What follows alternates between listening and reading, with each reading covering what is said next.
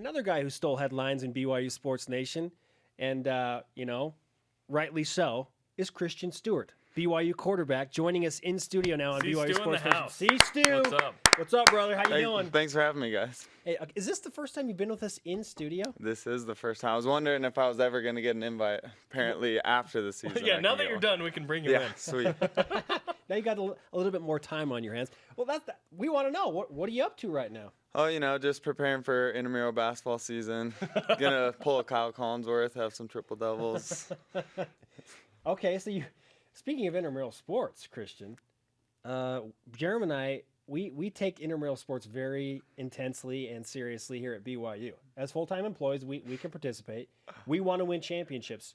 We're looking potentially for a quarterback. Oh, goodness. Are you interested? I don't know if I can live up to the hype. Do you know anyone that we could have play quarterback?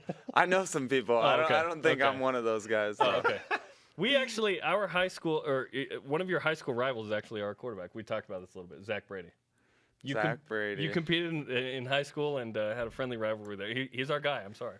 Yeah, hey, he's still a friend, but every time I hear his name, I cringe. We lost to PG both years. This is your chance to get a leg up on Zach Brady, Christian. This is your chance to displace Zach's him. Gonna be listen, Zach, I still want you to be the quarterback. I just want to say that. Christian Stewart with us on BYU Sports Nation. In terms of your life and education and what you want to do for a job, where are you there? So yeah, I'm a senior in the accounting program right now, just finishing up some class that I hadn't taken yet, and then I'm headed off in July to San Francisco. I got a job with an investment bank out there, Raymond James. And yeah, that's what I'll be doing for at least 2 to 3 years. I'm studying for the GMAT right now as well. I'm going to take that before I head out, and hopefully after my time at Raymond James, go to business school somewhere. Is it Raymond James Stadium? It is Raymond, yes. The big sombrero? Yeah, the big sombrero. I'd never made the connection there. So you're an actual student athlete. Like you have like a hard class schedule and stuff right now? Yeah, I actually go to class. It's surprising that athletes still go, I know. Let's say that the Canadian Football League or the Arena Football League comes calling. They're like, hey, we really liked your game. We were really impressed. Would you ever consider, to any degree, a professional football career? No. Honestly, it was a lot of fun for me. Football is a fun hobby, but it was never my life. It was never what things were about for me. And school is more important. My career is really important to me, and so that's where I'm headed next. You're far too logical, Christian. This makes too much sense. So you're done football. I'm gonna throw to guys on pro day, so I'm still staying in shape and throwing. Like, I'm kind of working Austin Colley out. We run one-on-ones with Sky Pove because they're training together. And so I'll do things like that and throw to Jordan Leslie and Ross and whoever, Devin Mahina. But other than that, I'm not really trying. So Austin is trying to get back into the league. I hear he's in incredible shape and everything. Hopefully that happens soon because it seems like the window's closing, right? Yeah, you would imagine, especially with all the concussions. But that dude is a phenomenal athlete and runs the best routes I've ever seen out of any receiver.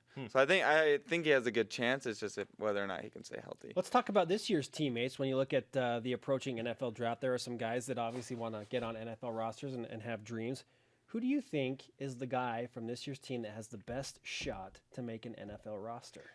I would say Paul Lasike has the best chance because of he's so versatile. He can run the ball, he can catch the ball, but more than that, he's the best pass blocker that we had on our team, I feel like.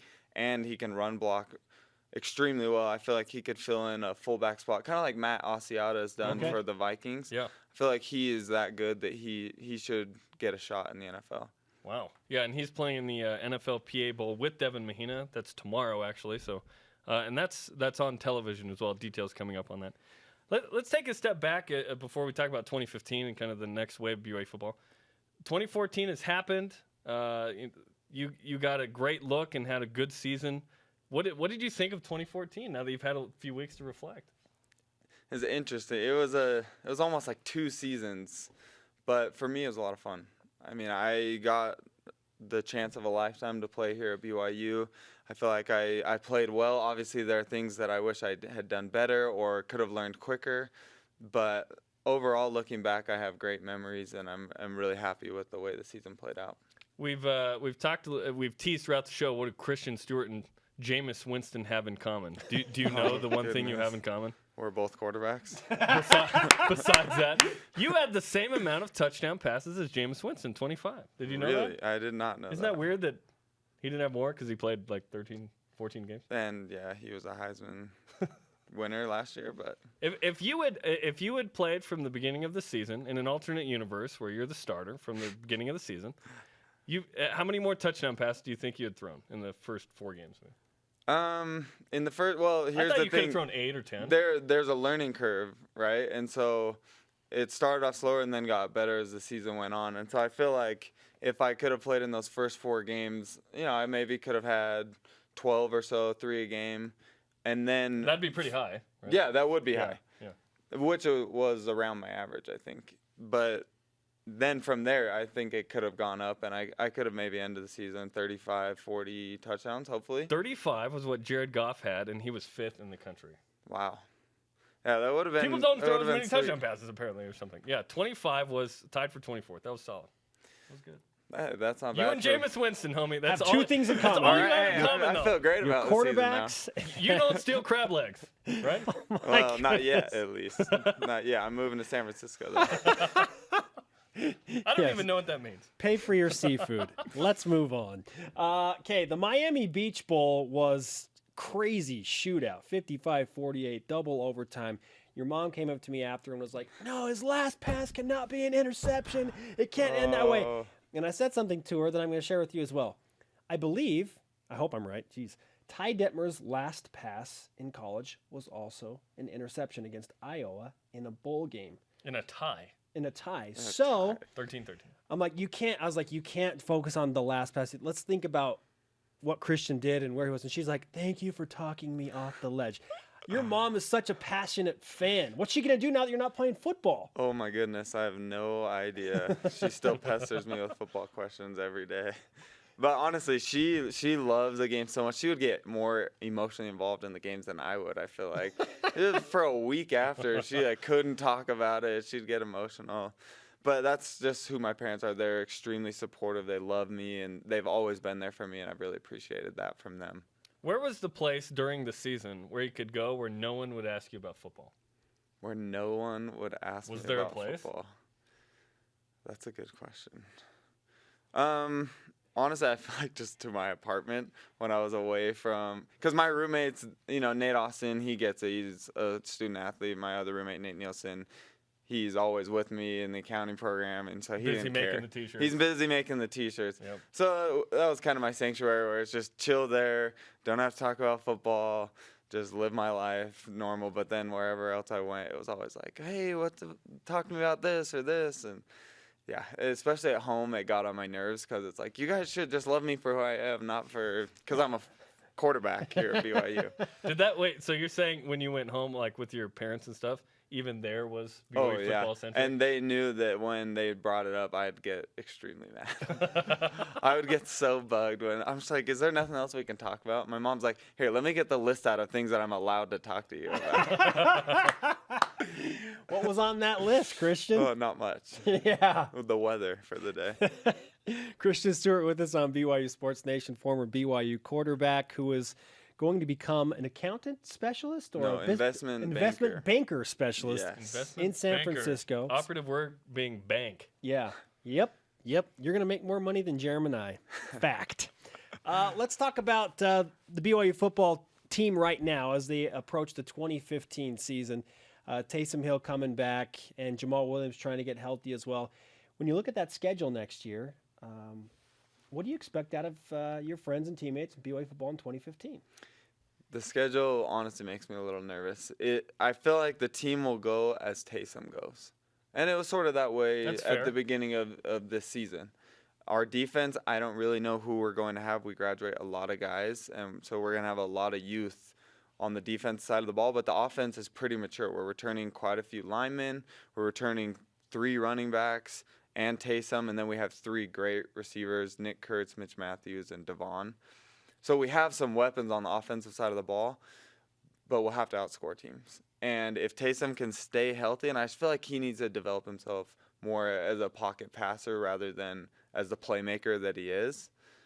I mean, he can do it. He has all the capability in the world. It's just like whether or not he wants to do it. It's like shutting down the instinct, though, because he I know. knows he's such And a good and runner. his greatest attribute. Yeah, right? it is. Which is to run the ball. And to improvise, make plays. That's what he does. Mm-hmm.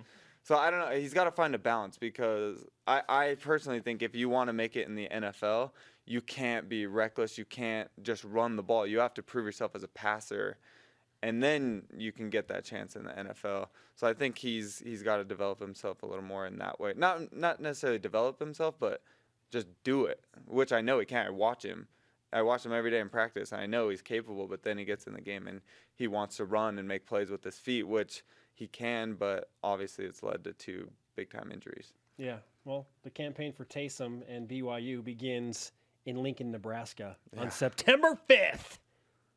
Cue the music. Countdown to the Cornhuskers. 2:32. We count down every day on the show to BYU, Nebraska. All right. Every single day. I like it. Getting ready. We did it with Connecticut last year. It was crazy. I realized there's something else you and Jameis Winston have in common. You were in Pasadena at the Rose Bowl. We were. You went to that game. What was Yes, that like I did. for you? It was awesome. Coolest atmosphere I've ever been to in a college game. They had just this whole park fenced off, and they just had tailgaters and different activities and food. There's nothing like it, huh? No, there was really nothing like it. It was crazy. It was New Year's Day, so nobody's on the roads. But then right when we get towards the exit where the Rose Bowl was, holy smokes, it was just backed all the way up on the freeway. So we ended up flipping a UE on the freeway, completely illegal, and rode the train in. But there were just thousands and thousands of people there. It was awesome. Yeah, the environment of the role. I've been to 2, and it's an amazing college football experience. Okay, so as you're watching that game develop, is it hard not to think about your own personal experiences when you're a quarterback and you're watching other teams play? It was weird. It was the first football game I got to watch that year live, at least. And yeah, it makes you think, what could I have done in this system, or if I was given this opportunity? But honestly, it was fun to watch it from a spectator standpoint and watch 2 phenomenal quarterbacks battle it out. And it was a great game until midway through the 3rd quarter, and then Oregon kind of blew it open.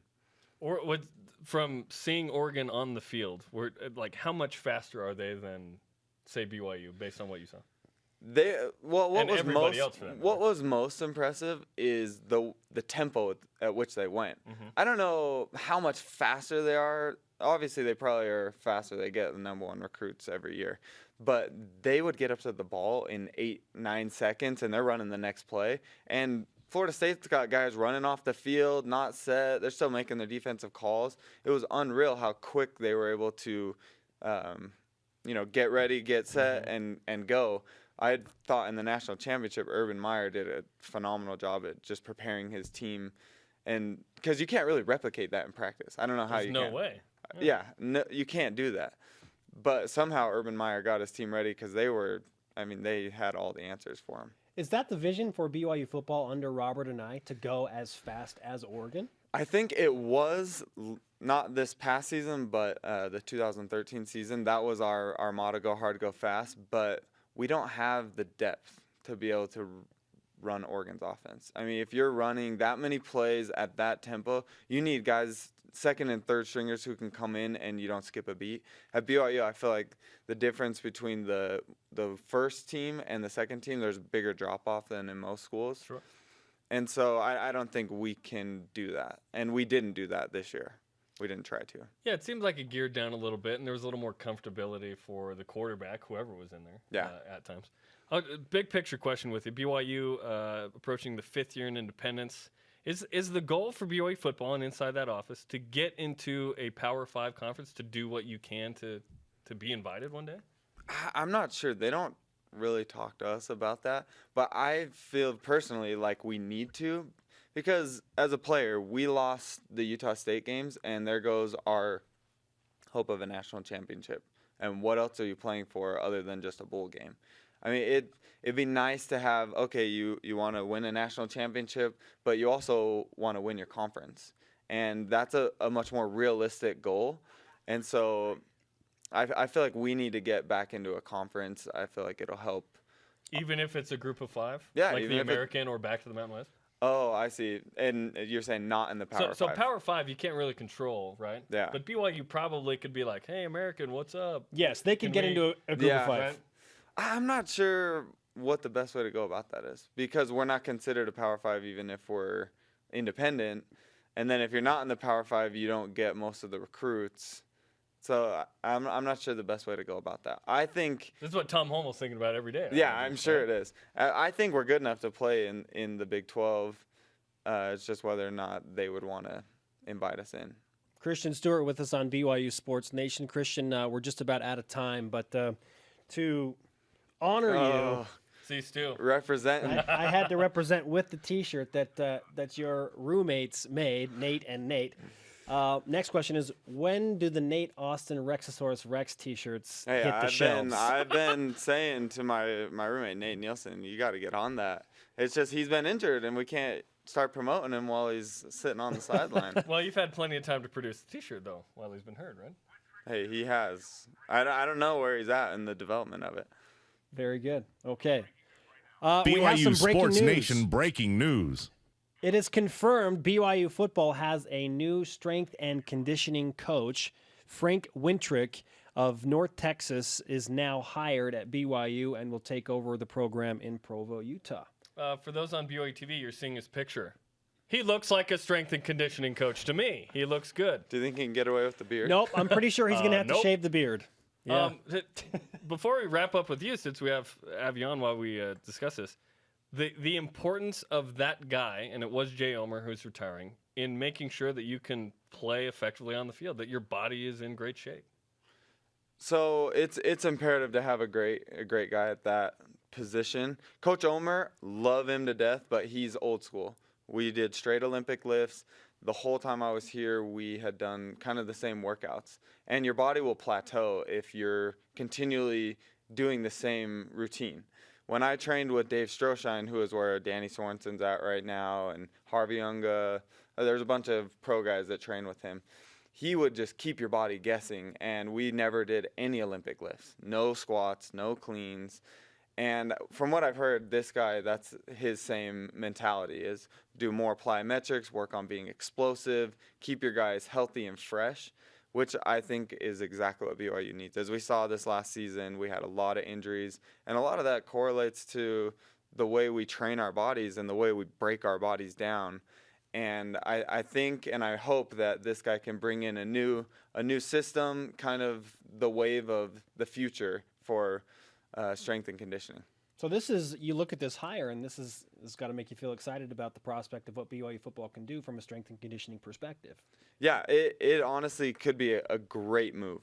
The only thing that I see being a potential problem is I know Coach Mendenhall likes to work his guys into the ground because it builds character, which it does, and I don't disagree with that. But you have to find a balance, and I'm hoping that what was his name again? Frank Wintrick. Wintrick. Frank Wintrick. I hope that he can bring that to BYU because we really need that here. Christian, we need you to sign our BYU Sports Nation Rise Up flag before you go. All right. Which we need to hang up. We just put it under this desk.